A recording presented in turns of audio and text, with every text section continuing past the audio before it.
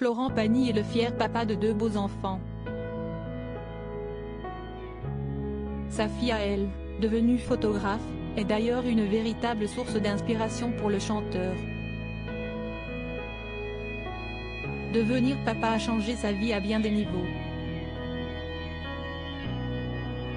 En couple avec l'artiste argentine Azucena Camano depuis 1993, marié à elle depuis 17 ans, le chanteur a effectivement eu un fils puis une fille, un cas en 1996 et à elle en 1999. Aujourd'hui encore, alors que ces deux-là sont devenus adultes, ils ont un impact incroyable sur la vie de l'artiste.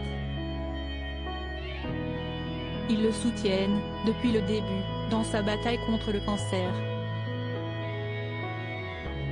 La cadette du clan lui a également fait prendre un virage à 180 degrés en termes d'alimentation. Végétarienne, elle a tout simplement convaincu Florent Pagny d'arrêter de manger de la viande. Ou au moins de cesser progressivement de le faire. L'artiste a carrément vendu l'élevage de vaches dont il s'occupait en Amérique du Sud.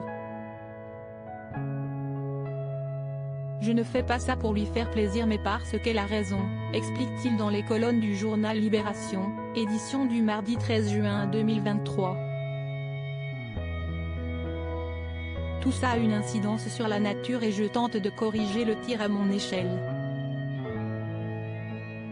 Florent Pagny et Azucena Camano ont transmis de jolies valeurs à leurs enfants. Ils leur ont également donné un certain goût pour l'art. Puisque tout le monde s'y adonne dans la famille. Un cas fait de la mécanique mais aussi du street art. Quant à elle, elle est photographe. En les voyant grandir, leur père leur a toujours conseillé de s'amuser, tout en réalisant qu'ils bénéficiaient d'un certain privilège. Il faut que ça serve à quelque chose, rappelle-t-il. Mes gamins voyagent en business et je leur rappelle que ce n'était pas comme ça avant. Je ne suis pas un enfant de bourgeois. Mes parents sont toujours là, ils peuvent en témoigner. Il ne faut pas se cacher, ne pas se la péter non plus et se croire arrivé.